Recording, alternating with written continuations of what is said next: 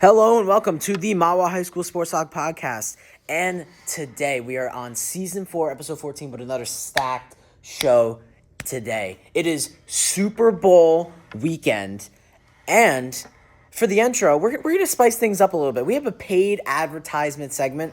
Alexander Shafir, take us away with the intro. Ladies and gentlemen, Super Bowl 60, Santa Clara, San Francisco, in just 2 days. Patriots, Seahawks, New England, Seattle, May, Darnold, who will take home the victory?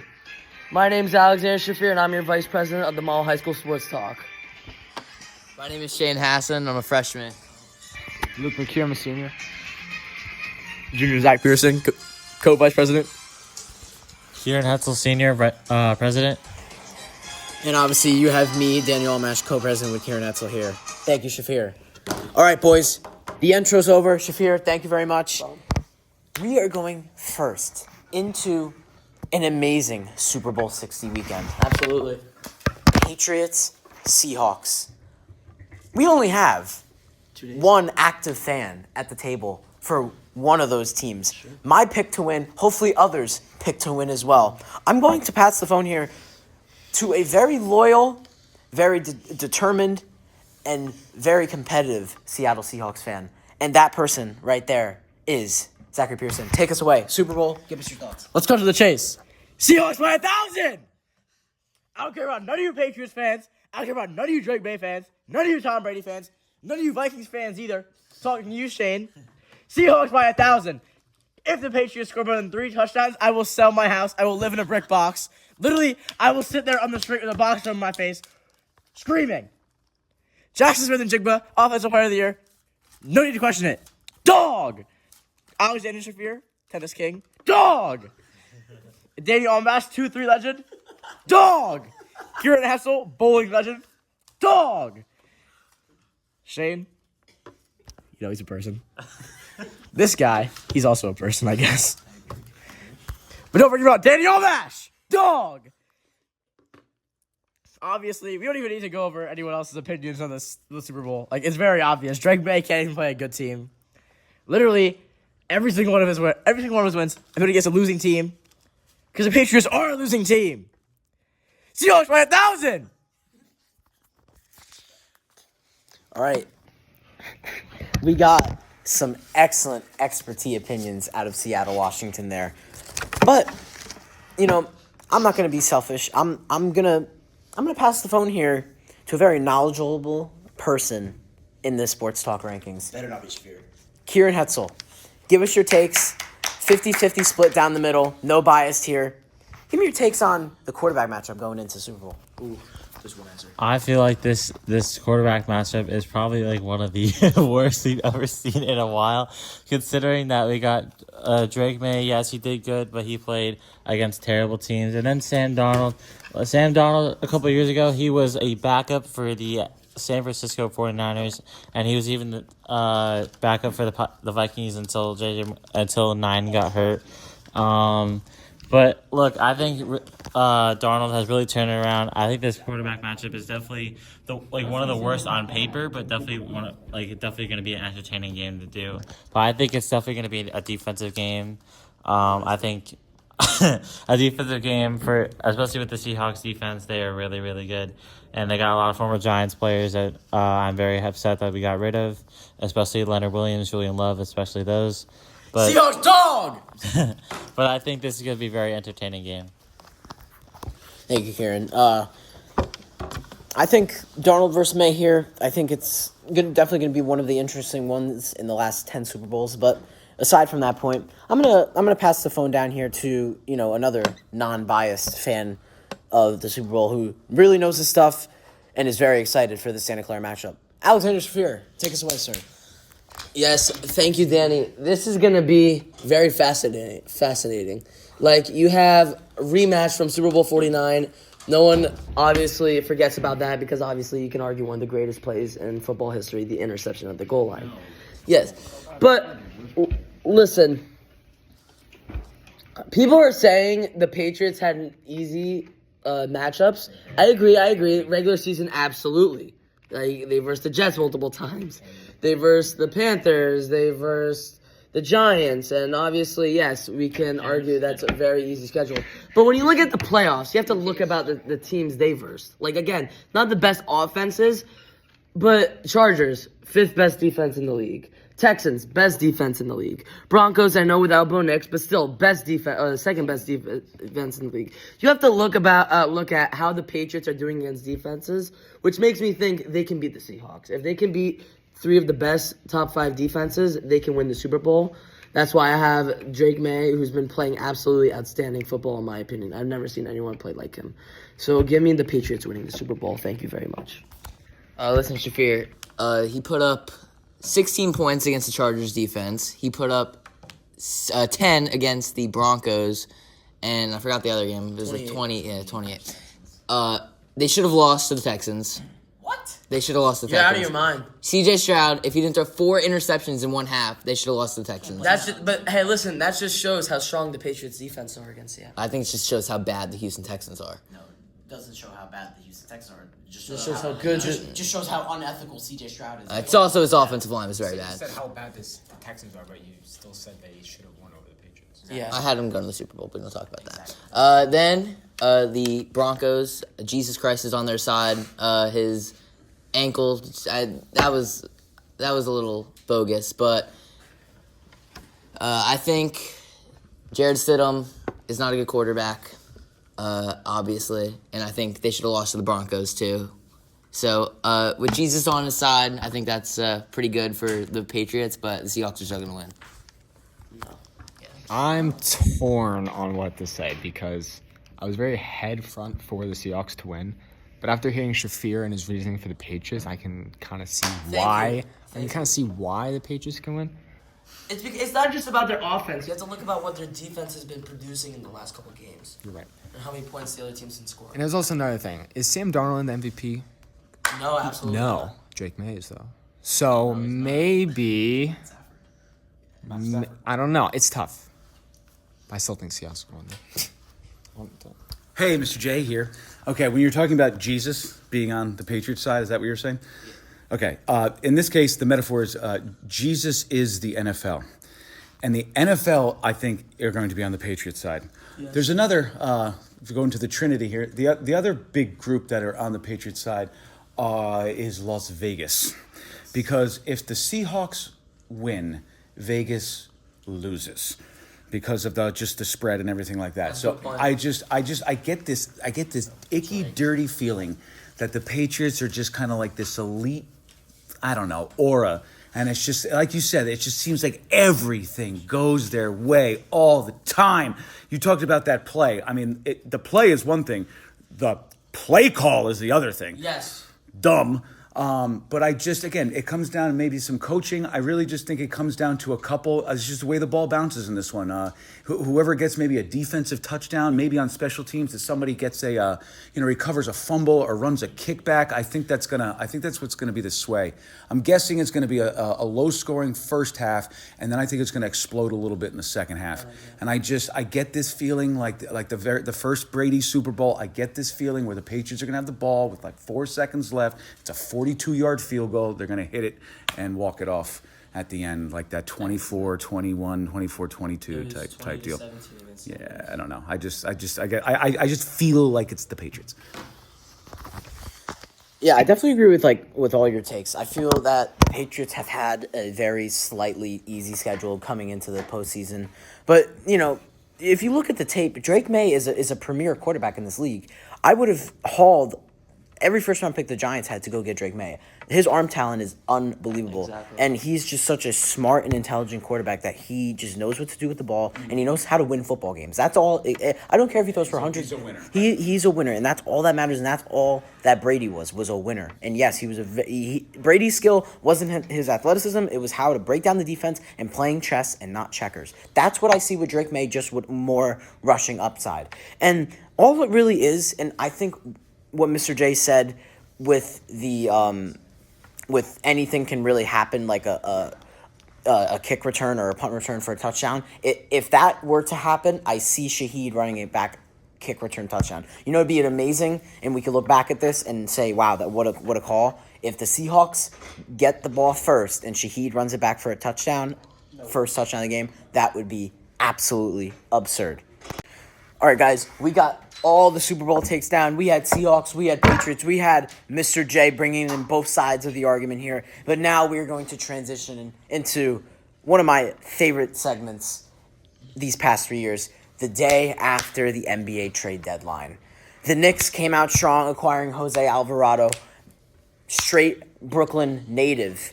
And for me, as a Warriors fan, seeing the Knicks go out and get a move, at a slight verity, it was really quality over quantity for the Knicks. And I really think they won this deadline.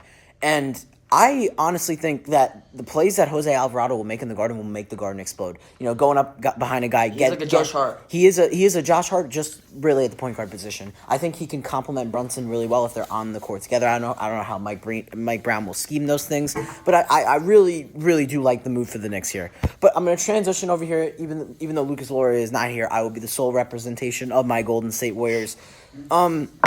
The Warriors acquired Kristaps Porzingis, center from the Hawks, for Jonathan Kuminga and Buddy Hield. I think it was good. Seeing this move, we haven't had a center since 2016 in Andrew Bogut. Porzingis brings much needed size, rim protection, and stretch five, spacing the floor. He's expected to be in Los Angeles tomorrow with our game versus the Lakers, but not expected to play.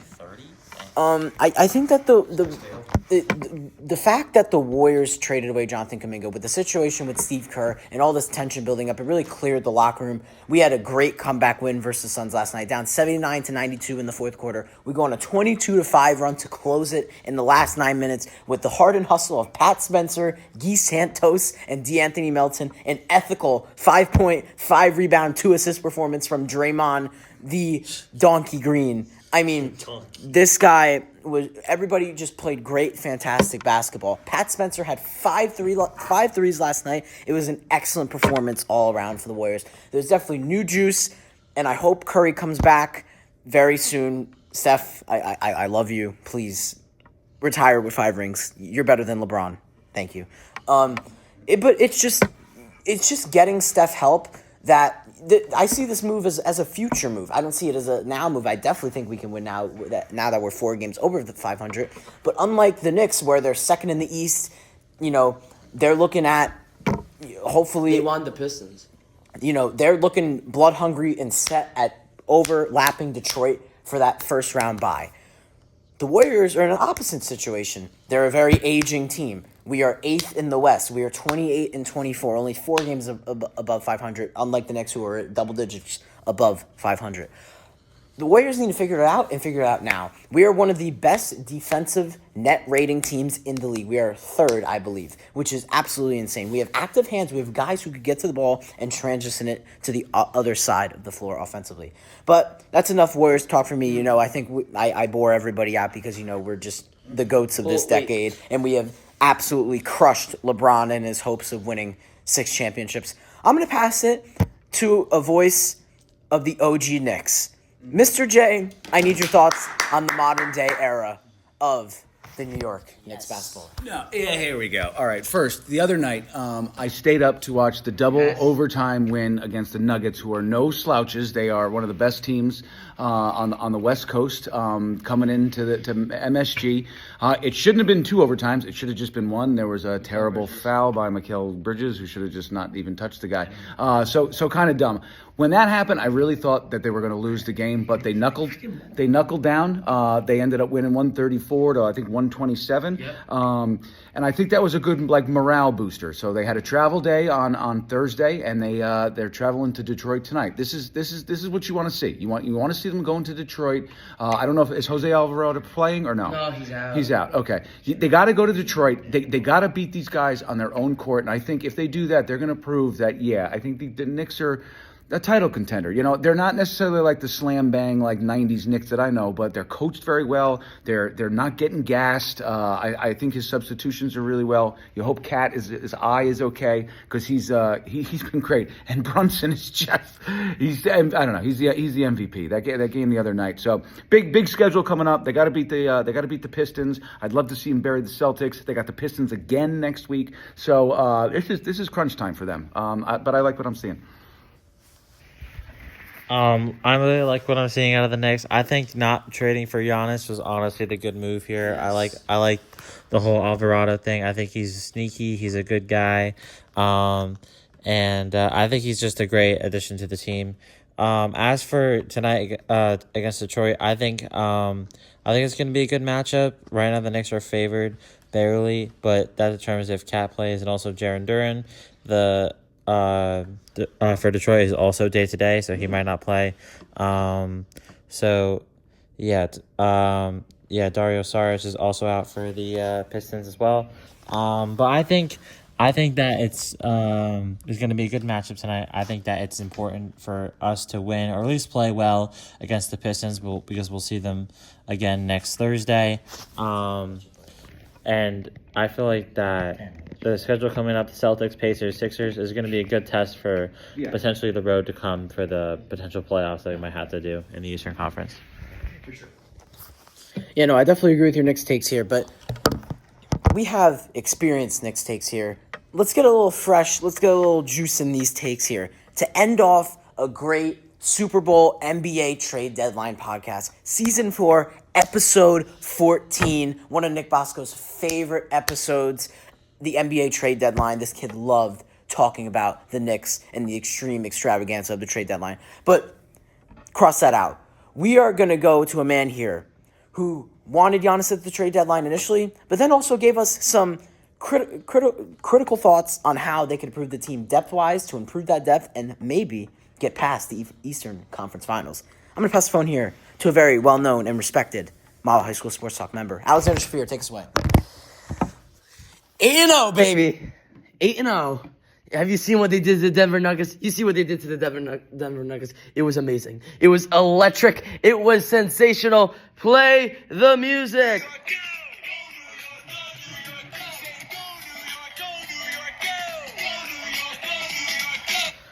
Tonight, big game, obviously. You have Detroit Pistons, obviously best team in the league. Kate Cunningham, Amora Thompson. I think this team is very dangerous. I said it from the beginning of the year. One question, Shafir. Are we all invited to the Shafir Theater? Not tonight, but maybe for the NBA Finals. Listen. I said from the beginning, I said from the end of last year, the team that the Knicks are going to have to verse is not the Cavs. It's not the Celtics, even though the Celtics have been playing good. I just feel like without Jason Tatum, the Knicks can handle them. They can handle the Raptors. They might be able to handle the 76ers, but I think it's the Detroit Pistons. They had a very tough series last year you have to think about. The Knicks, though, have more playoff experience. They have, in my opinion, a way more balanced team. You look at them. Sally, Deuce McBride not going to play tonight. I think something up with his shoulder, I believe, or something. He's out for the rest of the season. He's probably going to return for the playoffs. But I really like this next team because they have a really good bench compared to last year. But you got Tyler Kolek coming off, who's been playing unbelievable. Landry Shamet hitting from 3 every single game. This team is unbelievable. Can they beat the Detroit Pistons tonight? I don't think so. Can they beat them in the playoffs? Yes, because they have more games to hope for to win. And what are you talking about? They're going to smoke them tonight. Listen, I want them to smoke them tonight, but I don't know if it will happen even though coming off 8 games, it's going to be tough to go into Detroit and win because of the possible injuries that could be happening. They're missing There's Deuce. only one reason the Knicks will lose. If I bet on Jalen Brunson 25-plus points, he will always score 12. It always Listen, happens. I have hope. If I always put the Knicks in my parlays, they sell it. He had over 26 last game. No, of course, if Now- I bet on him 15, you guys would have lost. Now listen to you. I have a question. Don't do that. If the Knicks win tonight and reach the NBA Finals, and they don't verse OKC, can they win the NBA Finals? That question, in my opinion, is a yes. Because OKC are frauds. yes, absolutely. If you think about it, because San Antonio has their number. You look at NBA Finals. You look at all the games. They have destroyed them. Knicks Spurs would be such Absolutely. We saw them NBA Cup. Phenomenal game. We saw them December 31st to January 1st. Phenomenal game. Only by 2 points. Also, Knicks injured. I think this is going to be interesting because, in my opinion, the Knicks own the West besides OKC because they haven't played them The yet. Knicks own the West. Yeah, besides the Warriors. Sorry. But I think... We beat you guys. Yeah, I know. I said besides the Warriors. Okay. So, I think the Knicks can win the NBA Finals, but they have to get to Detroit. Again, I think they beat the Raptors every game. They beat the Sixers. They beat Orlando. They beat Miami. The only problem is Detroit. Hopefully my New York Knicks will win. So go New York, go New York, go! Thank you, Shafir. That will wrap up season 4, episode 14. We are getting up there in episodes. I can only imagine, 3 years ago we started season 1, episode 1. That was an extreme case of an episode right there. It's been a heck of a ride. Another Super Bowl under the Sports Talk belt. We do our yearly activities for the Super Bowl. We got Mr. J Super Bowl brackets. We got prop bets. We got everything going on here at Mahwah High School. Spread the word. Everybody show up or show out. Mahwah High School Sports Talk Club Season 4, Episode 14 in the books. We will see you next week for Season 4, Episode 15 with post-game for the Super Bowl and looking forward to the NBA Finals and hopefully some baseball for Los Mets and Los Yankees and the World Baseball Classic. Let's go, USA. Everybody, peace out.